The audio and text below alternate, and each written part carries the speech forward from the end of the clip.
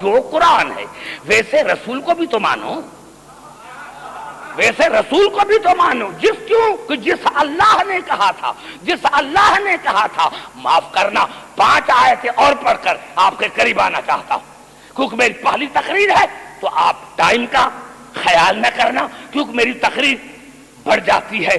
میں نے عرض کیا میرے دوستوں، پورے قرآن حکیم میں لفظ 2 استعمال ہوئے، عبد، عبدہو، عبد، عبدہو۔ گھبرا تو نہیں گے میرے بھائی؟ پوری توجہ، عبد، عبدہو، 5۔ اب ان میں فرق ہے، عبد، عبدہو، اس کا عبد، اس کا عبد۔ جہاں لفظ عبد آیا ہے وہاں سے مراد طالب ہے، اور جہاں سے عبدہو آیا ہے وہاں سے مراد مطلوب ہے۔ رسول میں اور آدم سے لے کر عیسیٰ تک تمام انبیاء میں یہی فرق ہے کہ آدم سے لے کر عیسیٰ تک تمام انبیاء طالب ہیں، اللہ مطلوب ہے، لیکن رسول مطلوب ہے، اللہ طالب ہے۔ اب آئیے 5 آیتیں پڑھ کر جو میرا نتیجہ ہے وہ نکالنا چاہتا ہوں، 5 آیتیں جو پڑھنا چاہتا ہوں۔ سب سے پہلے اللہ نے سورۃ فرقان میں جو میں نے ابھی آیت پڑھی، تبارک الذی نزل الفرقان علی عبدہ لیکون للعالمین نذیرا۔ بابرکت ہے وہ اللہ، بابرکت ہے وہ اللہ جس نے اپنے عبد پر، عبد پر نہیں، اپنے عبد پر، اپنے عبد پر، اپنے عبد پر قرآن کو نازل کیا۔ اور وہ عبد میرا معمولی عبد نہیں ہے، وہ عالمین کا ہادی ہے۔ اور پھر اللہ نے، اور جتنی آیتیں ہیں عبد ہی، پورے قرآن حکیم میں اللہ نے 5 مرتبہ اپنے رسول کو عبدہو، عبد ہی کہا۔ یہ حرف جار کی وجہ سے عبد ہی آیا۔ پورے قرآن میں 5 مقامات پر، اور 5 سورتیں جن میں یہ آیات ہیں وہ مکی ہیں۔ اب ایک ایک لفظ پر غور کرنا کہ میں کیا کہنا چاہتا ہوں۔ پاک ہے وہ اللہ جس نے اپنے عبد پر قرآن کو نازل کیا، اور وہ اس کے عبد عالمین کا نذیر ہے۔ اور پھر اللہ نے سورۃ نجم میں ارشاد فرمایا، جب رسول قاب قوسین پر پہنچے تو اللہ نے فرمایا فکان قاب قوسین او ادنی فاوحی الی عبدہ ما اوحی۔ پھر اللہ نے اپنے عبد پر جو وحی کرنی چاہی وہ وحی کی۔ اور پھر اللہ نے ارشاد فرمایا سورۃ الحدید میں، سورۃ الحدید مکی سورۃ، هو الذی ينزل على عبده آیات بینات لیخرجکم من الظلمات الی النور۔ بابرکت ہے وہ اللہ، تعریف ہے اس اللہ کی جس نے اپنے عبد پر قرآن کو نازل کیا، واضح آیتوں کو نازل کیا جو تمہیں ظلمات سے نکال کر نور کی طرف لے کر آتا ہے۔ اور پھر اللہ نے سورۃ کہف میں ارشاد فرمایا، سورۃ کہف مکی سورت ہے، ارشاد ہو رہا ہے الحمدللہ الذی انزل علی عبدہ الکتاب ولم یجعل لہ عوجا۔ تمام تعریف ہے اس اللہ کی جس نے اپنے عبد پر کتاب کو نازل کیا، اور وہ اس کا عبد وہ ہے جو بے عیب عبد ہے، اس عبد میں کوئی عیب نہیں ہے۔ اور پھر اللہ نے ارشاد فرمایا سورۃ بنی اسرائیل میں، سبحان الذی اسری بعبدہ لیلا من المسجد الحرام الی المسجد الاقصی الذی بارکنا حولہ لنریہ من آیاتنا۔ بابرکت ہے وہ اللہ، تعریف ہے اس اللہ کی جو اپنے عبد کو لے کر گیا۔ اب میں نے جو اتنی آیتیں پڑھی، یہ جو خاص کر کے میں نے 5 آیتیں پڑھی، آپ مجھے بتائیں کہ ان 5 آیتوں میں اللہ نے کس کی تعریف کی ہے؟ ابھی میں آپ سے سوال پوچھوں گا، میری آدھے گھنٹے کی جو تقریر ہے، جو میں نے اتنی آیتیں پڑھی، کس کی اللہ نے تعریف کی ہے؟ یہ جو میں نے 5 آیتیں پڑھی، اللہ نے رسول کی تعریف نہیں کی، اپنی تعریف کی ہے، اپنی تعریف کی ہے کہ میں اللہ اسی لیے تعریف کا لائق ہوں کہ میرا رسول ایسا ہے۔ اللہ نے اپنی تعریف کا، اپنے وجود کا دلیل بنایا رسول کو، تعریف اپنی کی، دلیل بنایا رسول کو۔ رسول نے اپنی نبوت کا دلیل اللہ کو نہیں بنایا، اللہ نے اللہ نے اللہ نے اللہ نے اللہ نے اللہ نے اپنی وحدانیت کا دلیل رسول کو بنایا کہ یہ میرا، میں اللہ تعریف کے لائق اسی لیے ہوں کہ میرا رسول ایسا ہے، میرا رسول ایسا ہے جس میں کوئی عیب نہیں ہے، جو عالمین کا ہادی ہے، جو تم پر آیتیں سناتا ہے۔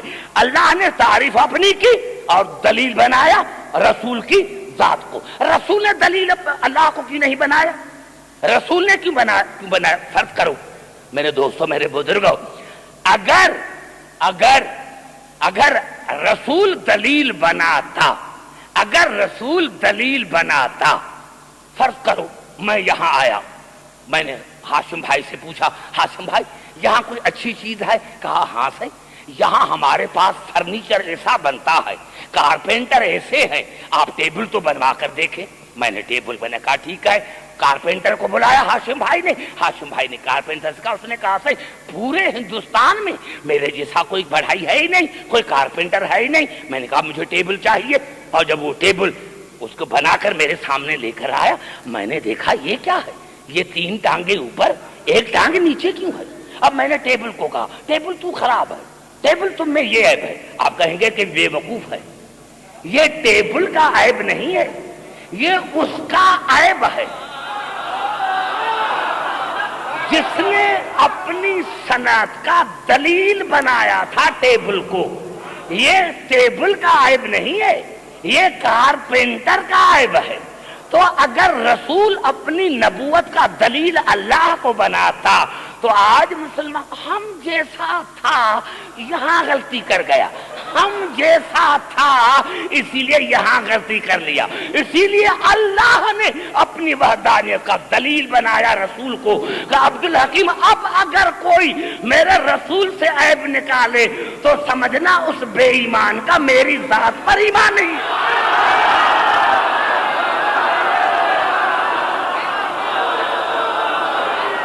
پوری توجہ ہے، سمجھ میں آ گئی بات؟ پوری توجہ چاہ رہا ہوں۔ اب اگر کوئی میری رسول کے جو بھی میرے رسول سے عیب نکالے، جو بھی میری رسول کے ذات سے عیب نکالے، سمجھنا اس بے ایمان کا اللہ پر ایمان نہیں ہے۔ ارے میں نے عرض کیا کہ خاص، ارے تم کم از کم جس اللہ نے کہا تھا کہ قرآن ذکر ہے، حالانکہ آپ نے ترجمہ کہہ دیا انا نحن نزلنا الذکر وانا لہ لحافظون، ہم نے اس ذکر کو اتارا۔ قرآن کا لفظ تو ہے ہی نہیں، یا آپ قرآن کہاں سے لفظ لے کر آئے؟ لیکن ہم نے مانا۔ لیکن جس اللہ نے قرآن کو ذکر کیا کہا تھا، قرآن کو ذکر کہا تھا، اسی اللہ نے سورۃ طلاق میں ارشاد فرمایا قد انزل اللہ الیکم ذکرا رسولا یتلو علیکم آیات اللہ مبینات، اللہ نے تمہاری طرف ذکر کو نازل کیا اور وہ ذکر میرا رسول ہے، ذکر میرا رسول ہے، ذکر میرا رسول ہے۔ اللہ ذاکر ہے، رسول ذکر ہے۔ اللہ ذاکر ہے، رسول ذکر ہے، کس کا؟ اللہ کا۔ پتا چلا، بنیادی طور پر پتا چلا کہ اگر میں نے تو اس میں یہ عرض کیا تھا کہ کم از کم مسلمان رسول کو قرآن جیسا مانتے، لیکن ہمارا اور میرا عقیدہ یہ ہے کہ ہمارا رسول ہر حالت میں قرآن سے افضل ہے۔ کیوں؟ تو قرآن بھی ذکر ہے، قرآن بھی ذکر ہے، رسول بھی ذکر ہے، لیکن قرآن ذکر ہے رسول کا، رسول ذکر ہے اللہ کا، قرآن دلیل ہے رسول کی نبوت کا، اور رسول دلیل ہے اللہ کی وحدانیت کا، رسول دلیل ہے اللہ کی وحدانیت کا۔ قرآن قرآن قرآن قرآن مشروط ہے، رسول شرط ہے۔ قرآن مشروط ہے، رسول شرط ہے۔ اگر رسول نہ ہوتا تو قرآن نہ ہوتا۔ ارے بھائی پھر کیوں نہیں رسول کو قرآن جیسا مانتے؟ کیوں؟ لکھ دو، جہاں جائیں میں آیا ہوں، جتنے مسلمان بھائی ہیں پوری دنیا میں ایک جملہ میرے پاس لکھوا کے لے کر آؤ کہ ہمارا رسول قرآن جیسا. ہمارا میرا تو عقیدہ یہ ہے، اب جو آیت پڑھوں گا اور تمام مسلمان بھائیوں کے لیے کہ کیوں نہیں مانتے کہ ہمارا رسول قرآن جیسا ہے. ہمارا تو عقیدہ یہ ہے کہ رسول شرط ہے، اگر رسول نہ ہوتا قرآن نہ ہوتا. تو ایک جملہ لکھوا کے لے کر آؤ. یہ جھگڑا کیوں، یہ مذہبی فسادات کیوں؟ لکھ دو کہ ہمارا رسول قرآن جیسا بے عیب اور معصوم ہے. ہمارا رسول قرآن جیسا بے مثل، ہمارا رسول قرآن جیسا بے عیب اور ہمارا رسول جو ہے قرآن کی طرح معصوم ہے. کیوں کوئی نہیں لکھ دے گا؟ کیوں؟ آئیے چلتے ہیں قرآن حکیم کی طرف. یہ الفاظ جو ابھی میں پڑھ رہا ہوں آیتیں 2، یہ آیتیں ہیں سورۃ فاطر کی. ارشاد ہو رہا ہے والذی اوحینا الیک من الکتاب هو الحق مصدقا لما بین یدیہ ان اللہ بعبادہ لخبیر بصیر. میرے حبیب، میں نے تم پر قرآن کی وحی کی اور یہ قرآن پچھلی کتابوں کی تصدیق کرتا ہے. یہ حق ہے، حق پر نہیں، حق ہے. یہ قرآن حق ہے اور یہ تصدیق کرتا ہے پچھلی کتابوں کی، اور میں اللہ بندوں کے رازق سے واقف. ثم آپ کو پتا ہے علماء کرام موجود ہوں گے، عربی کا قانون ہے کہ جب جملے میں درمیان میں ثم آ جائے تو پھر جو بعد والا جملہ آئے گا اس پر عمل کرنا واجب ہو جائے گا. ثم میرے حبیب، میں نے تم پر قرآن کو نازل کیا. وہ قرآن ہے کیا؟ وہ قرآن حق ہے، وہ قرآن مصدق ہے، مصدق نہیں مصدق ہے، جو پچھلی کتابوں کی تصدیق کرتا ہے.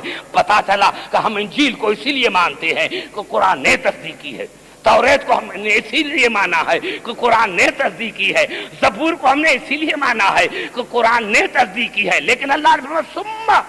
لیکن میرے حبیب ایک بات یاد رکھ، میں نے قرآن پر وحی کی ہے تم پر، لیکن ایک بات یاد، ثم اورثنا الکتاب الذی اصطفینا من عبادنا. اس قرآن کے وارث ہم بنائیں گے، آپ نہیں. اس قرآن کے وارث ہم بنائیں گے. آپ کو نہیں حق ہے کہ اس قرآن کے وارث بنائے. اس قرآن کے وارث ہم بنائیں گے اپنے بندوں میں سے اور وہ بندے جن کو ہم نے مصطفیٰ بنایا ہے. پتا چلا آج یہاں سے شرارت کا پتا چلا کہ یہ مسلمان رسول سے عیب کیوں نکالتے ہیں، یہ رسول کو قرآن جیسا بھی نہیں مانتے. ارے کیوں؟ کہ جب رسول کو حق نہیں ہے کہ رسول قرآن کے وارث بنائے، جب رسول کو حق نہیں، جب رسول کو حق نہیں ہے کہ رسول قرآن کے وارث بنائے، تو پھر تمہیں کس نے حق دیا ہے کہ رسول کے وارث تم بنا؟ جب رسول کو حق نہیں ہے کہ رسول قرآن کے وارث بنائے، تو پھر تمہیں کس نے حق دیا ہے کہ قرآن کے وارث تم بناؤ؟ اب پتا چلا شرارت کا کہ کہاں سے شرارت شروع ہوئی کہ انہوں نے رسول کو قرآن جیسا کیوں نہیں مانا. کیوں؟ قرآن ہے بے مثل، قرآن ہے بے عیب. ارے اگر رسول کو بے عیب مانتے لکھ دیتے ہیں تو پھر میں بھی ایک سوال پوچھوں گا کہ اگر واقعی تم رسول کو قرآن جیسا مانتے ہو تو پہلی بات یہ ہے کہ جب رسول کو حق نہیں ہے کہ قرآن کے وارث بنائے تو تمہیں حق کس نے دیا ہے کہ رسول کے وارث بناؤ؟ اور اگر رسول ہے قرآن جیسا بے عیب ہے معصوم ہے تو پھر قانون الہی کی طرف آؤ کہ رسول کے بعد رسول کے منبر پر بھی وہ بیٹھ سکتا ہے جو رسول کی طرح بے عیب ہو.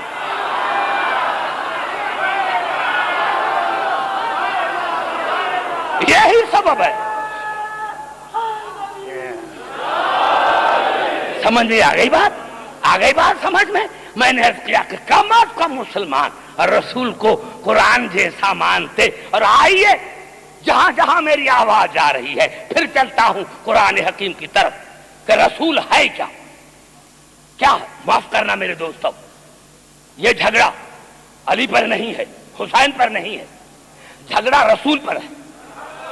ارے علی تو تب سمجھ میں آئے جب رسول سمجھ میں آئے۔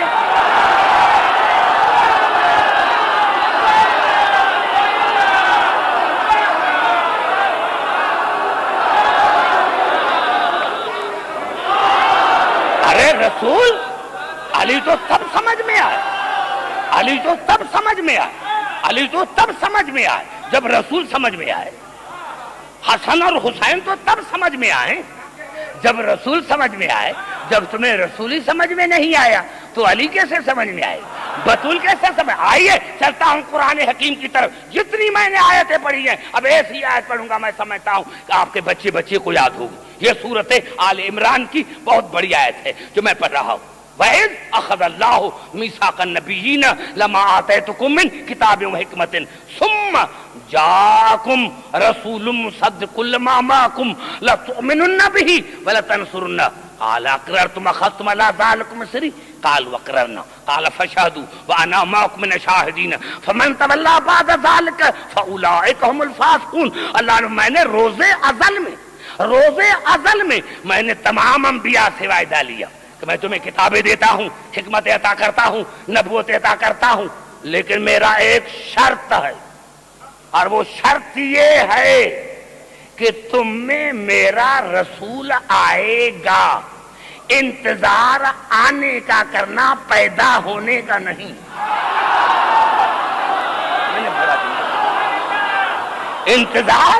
انتظار آنے کا کرنا، پیدا ہونے کا نہیں۔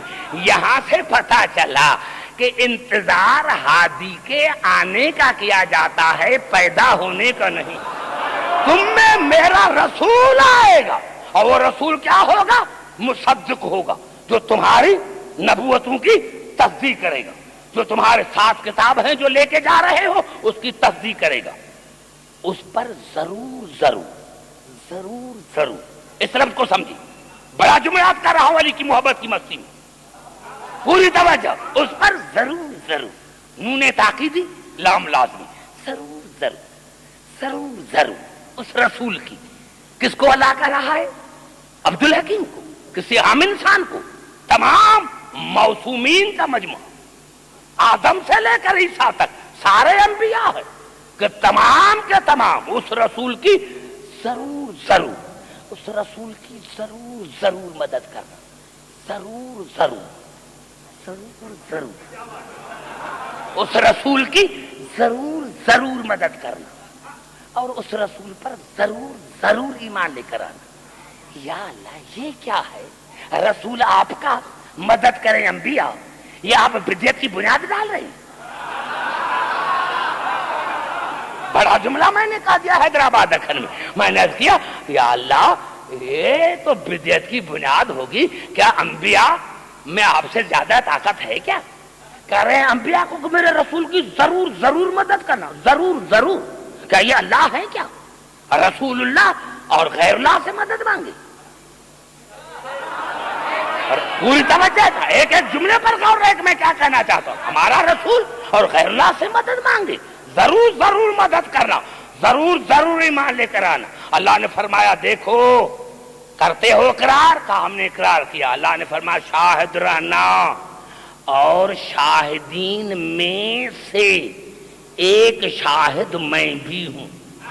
یہ بہت بڑا جملہ اگر میرے سمجھ میں آ جاتا، آپ کی سمجھ میں آ جاتا تو میں سمجھتا کہ میری تقریر جو ہے آج کی تقریر میری جو ہے کامیاب ہو گئی۔ اس پر ضرور ایمان لے کر میرے رسول پر اس کی ضرور مدد کرنا۔ پکا اقرار کرتے ہو؟ ہم نے اقرار کیا۔ اللہ نے شاہد رہنا اور شاہدین میں سے، کیا مقام ہے میرے رسول، اور شاہدین میں سے ایک میں بھی ہوں۔ پھر جو بھی پھر گیا،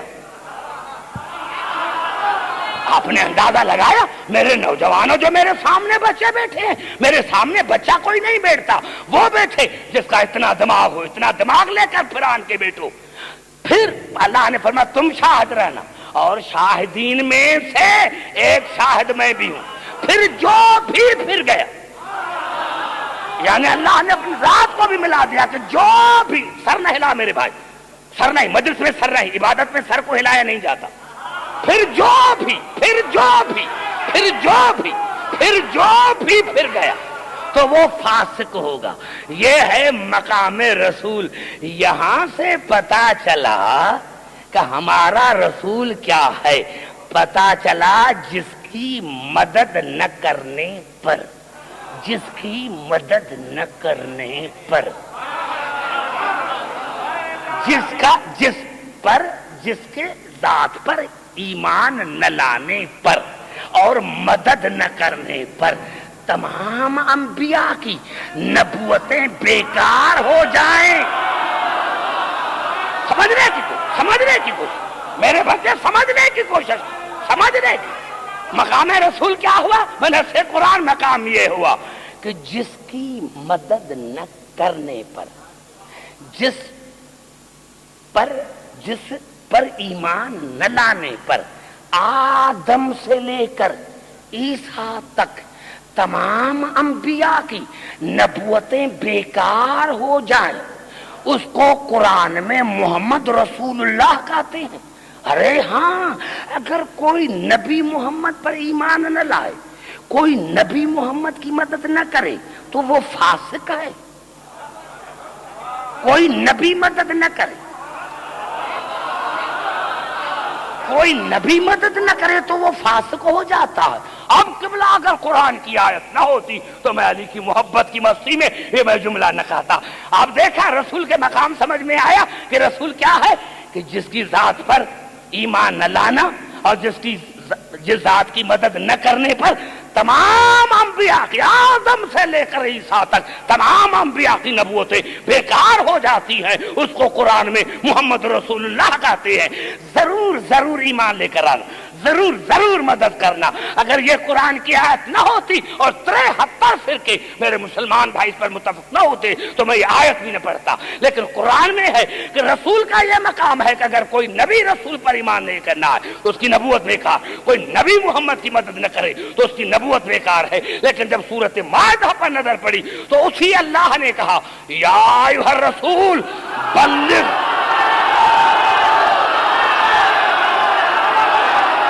بڑا جملہ میں نے یا ایھا الرسول، یا ایھا الرسول،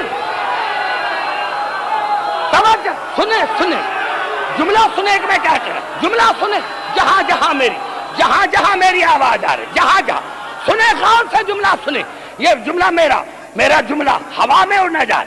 جس اللہ نے کہا تھا رسول کے لیے کہ میرے رسول کا یہ مقام ہے کہ آدم سے لے کر عیسیٰ تک اگر کوئی میرے نبی پر ایمان نہیں لے کر آئے گا، مدد نہیں کرے گا تو ان کی نبوتیں بیکار ہیں، اسی اللہ نے رسول کو کہا یا ایھا الرسول بلغ، ابلغ نہیں، اے میرے رسول ضرور ضرور پہنچاؤ، ابلغ نہیں کہا، ضرور ضرور، یا ایھا الرسول بلغ ما انزل الیک من ربک وان لم تفعل فما بلغت رسالتہ۔ پورے قرآن حکیم میں میرے سنی شیعہ بھائی، پورے قرآن حکیم میں لفظ بلغ ایک مرتبہ استعمال ہوا،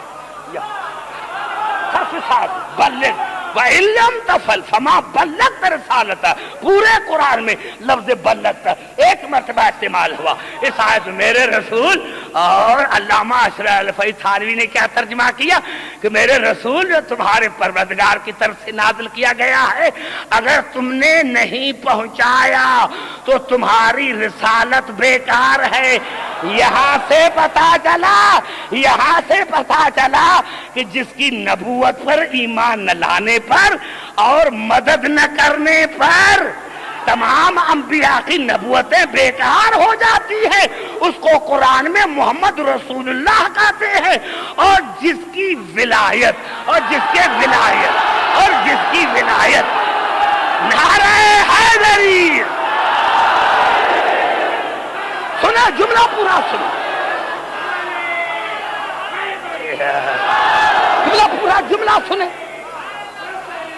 پورا جملہ سنے، یہاں سے پتا چلا کہ جس کی نبوت پر ایمان نہ لانے پر، جس کی نبوت پر پوری توجہ میرے بھائی، سنے جس کی نبوت پر ایمان نہ لانے پر اور مدد نہ کرنے پر تمام انبیاء کی نبوتیں بیکار ہو جاتی ہے، اس کو قرآن میں محمد رسول اللہ کہتے ہیں۔ لیکن جس کی ولایت کا اعلان نہ کرنے پر رسول کی نبوت بیکار ہو جاتی ہے، اس کو قرآن میں علی ولی اللہ۔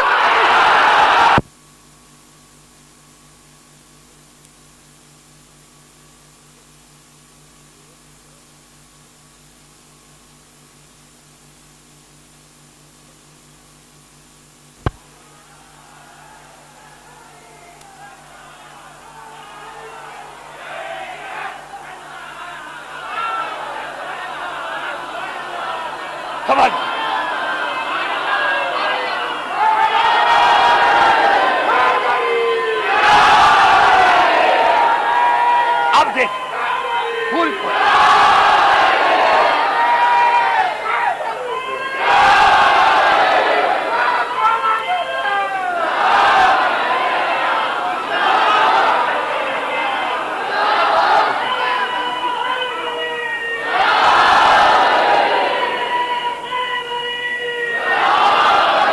سمجھ میں آ گئی بات؟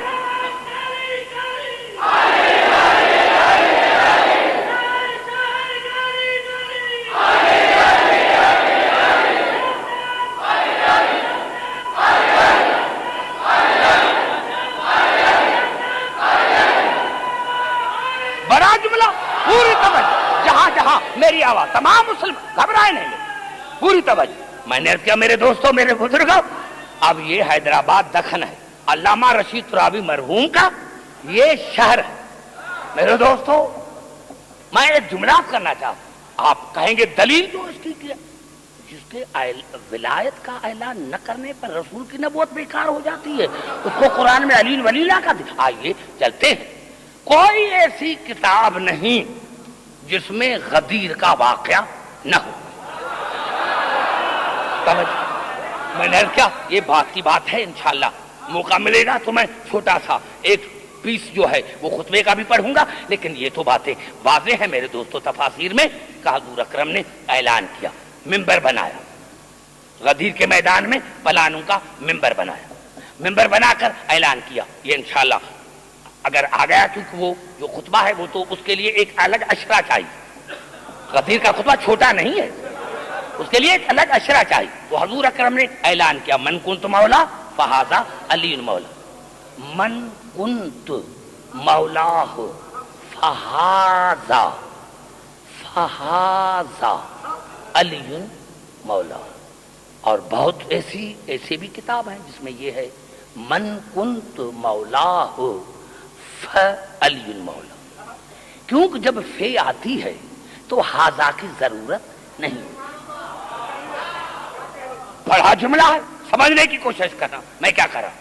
تمام علماء حضرات، میرے تمام مسلمان بھائیوں کے لیے یہ رسول نے کیوں کہا فکافی تھا، یہ ہاذا کیوں کہا فوراً کے لیے، بلا فصل کے لیے، من کنت مولا فعلی مولا کافی تھا، یہ ہاذا کیوں کہا فہذا۔ یہ میرے دوستو یاد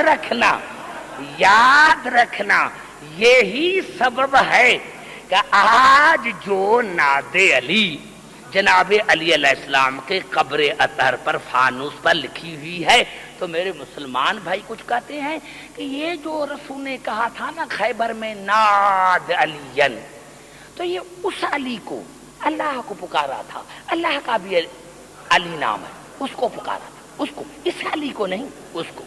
اگر رسول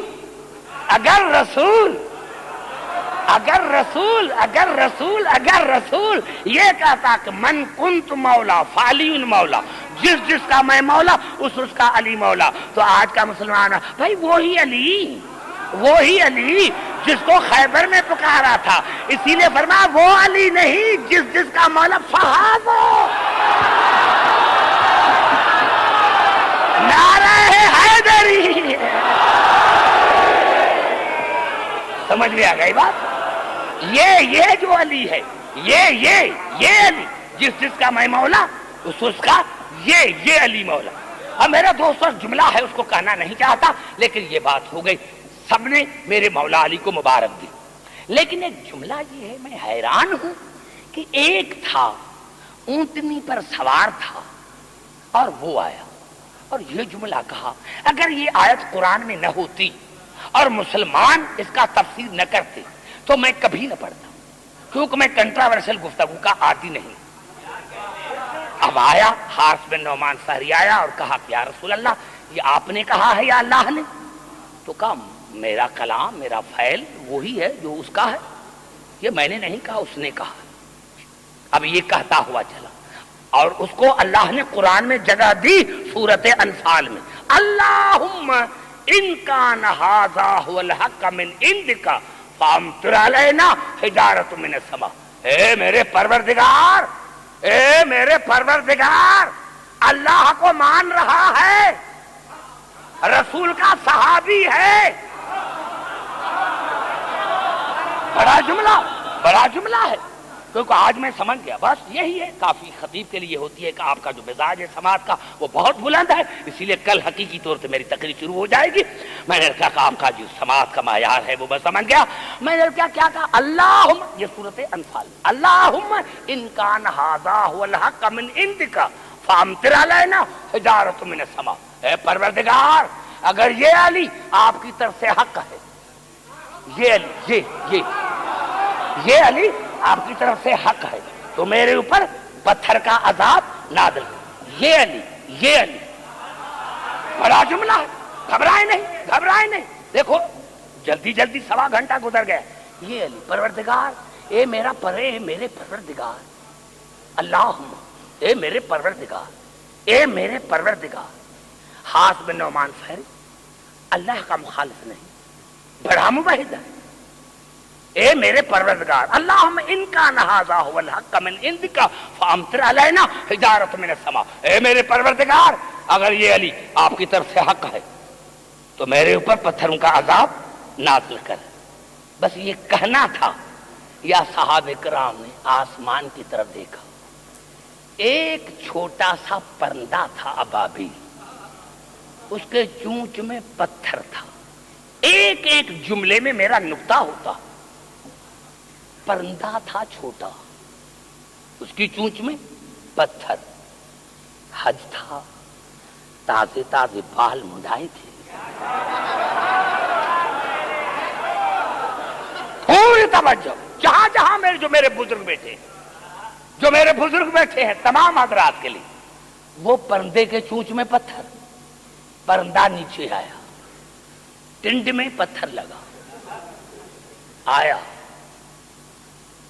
اونٹنی پر آیا، دونوں مر گئے، دونوں، اونٹنی بھی، دونوں۔ بڑا جملہ، پھر میں نے کہا اتنا بات دکھن میں، جو پرندہ لے کر آیا، پرندہ ابابیل لے کر آیا، ابابیل لے کر آیا، پرندہ چونچ میں پتھر ہے، آیا ٹن پر لگا، حارث بن نعمان فہری کی، نیچے اترا، اونٹنی کو لگا، دونوں مر گئے۔ میں نے عالم تسار میں سوال کیا، اے میرے پروردگار، اگر حارث بن نعمان فہری علی کی ولایت کا قائل تھا، اس کو عذاب ملنا چاہیے تھا، یہ اونٹنی نے کون سا قصور کیا؟ اگر یہ جملہ میرا سمجھ میں آ جاتا تو آپ ضرور داد دیتے، لیکن آپ کا پتا ہے کہ میری روح وہاں کھڑی ہے، جہاں میری روح کھڑی، آپ کو وہاں آنا پڑے گا، آپ کو وہاں آنا پڑے گا۔ یا اللہ، اس نے قصور کیا تھا، یہ عذاب اونٹنی پر کیا کیوں گرا؟ اللہ نے کہا، عبدالحکیم، آج میں نے تمام عالم انسانیت کو سمجھایا کہ انسان تو انسان، اگر جانور بھی علی کے مقابلے میں آئے،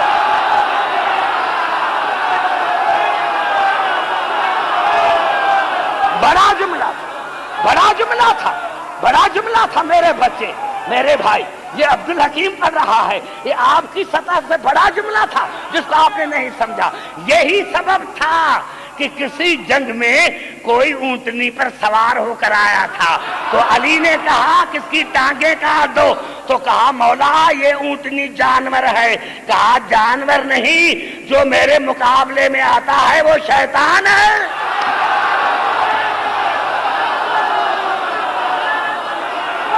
نعرہ حیدری، سمجھ میں آیا ابھی؟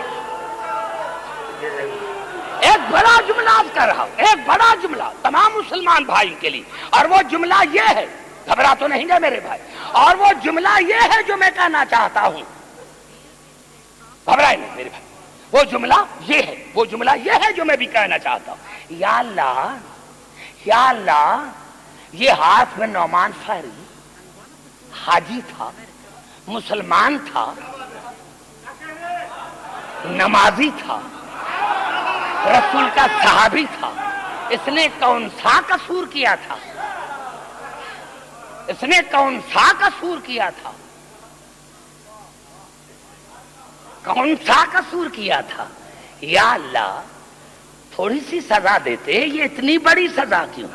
اللہ نے کہا عبدالحکیم اگر یہ ہاتھ میں نعمان فہری میرا دشمن ہوتا تو چھوڑ دیتا۔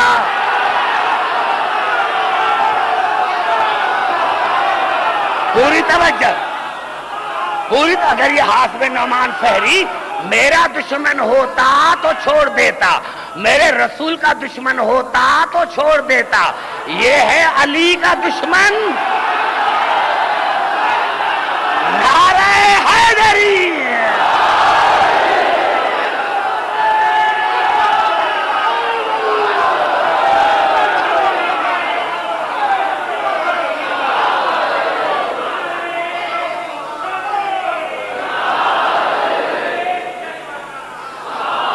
تو میرے کہا یہ علی کا دشمن ہے کہ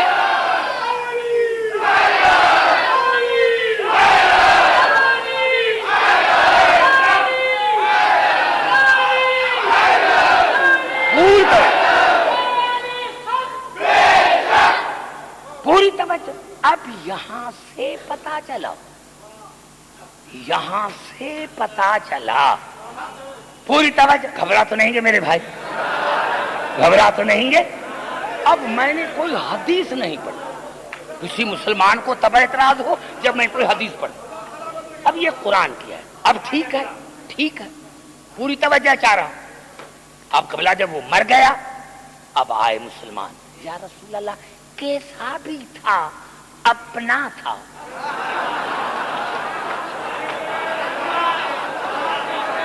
گھبرائیں گھبرائیں گھبرائیں نہیں، میں نے کہا میری تقریر کنٹراورشل نہیں ہوتی، تمام مسلمان بھائیوں کے لیے ہوتی، اب کوئی قرآن کو نہ مانے اس میں میرا قصور، تفسیر میں غلط کروں میں مجرم، قرآن میں نے کیا کہ مجھے تو حدیث پڑھنے کا حق ہے، مجھے تو حدیث پڑھنے کا حق ہے بھائی، حدیث پڑھنے کا حق ہے، اور معاف کرنا میرے دوستو کیونکہ جناب سیدہ کے سلسلے میں مجالس ہے، میں تمام مسلمان بھائیوں سے پوچھنا چاہتا ہوں کیونکہ یہ بخاری شریف میں ہے، کیوں آپ حضرات سے میں پوچھنا چاہتا ہوں، میں کیوں بھائی کیا مسئلہ تھا بھائی؟ آپ کہتے ہیں روتے ہیں کہ جناب سیدہ باغ صدق کے لیے گئی تھی، میرا عقیدہ یہ نہیں، کیوں گئی تھی؟ وہ بھی جو کائنات کی مالکہ ہے، وہ کہیں کیوں گئی تھی؟ دربار میں کیوں گئی تھی؟ گئی کیوں تھی دربار؟ آپ حیران ہوں گے بی دربار میں کیوں گئی تھی؟ بھائی دربار میں گئی، 9 آیتیں پڑھی، 9 آیت، کتنی آیتیں؟ 9 آیتیں پڑھی، 9 آیتیں پڑھی، 9 آیتیں پڑھی، واپس آئی، کیا مقصد ہے؟ مجھے کوئی بزرگ سمجھائے تو سے، جو بھی مسلمان مجھے سمجھائے، رسول کی بیٹی ہے گئی، 9 آیتیں دربار میں پڑھی اور واپس آئی، کیوں؟ مقصد یہ تھا کہ عبدالحکیم میں ان کی دربار میں گئی تھی جنہوں نے کہا تھا کہ قرآن کافی ہے،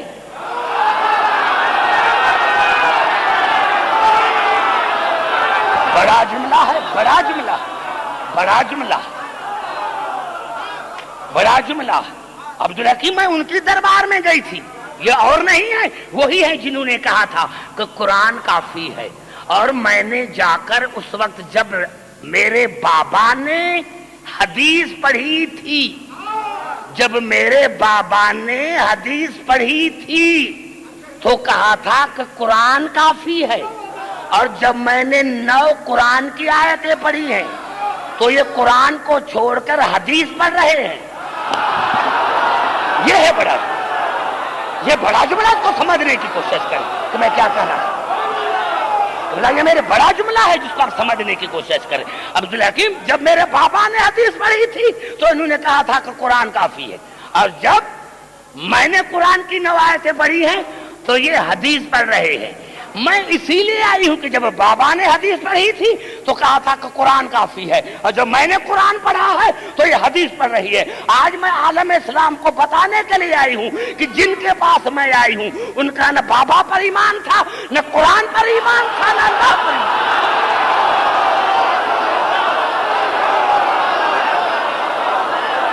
نعرہ حیدری! سمجھ میں آ گئی بات میرے بچے؟ آ گئی بات سمجھ میں؟ اب کیا کہا مسلمانوں نے؟ ہر دور میں یہی کہتے، ہر دور میں یہی کہتے۔ اب آئے یا رسول اللہ، جیسا بھی تھا اپنا تھا، چلو نماز تو پڑھو۔ بڑی بات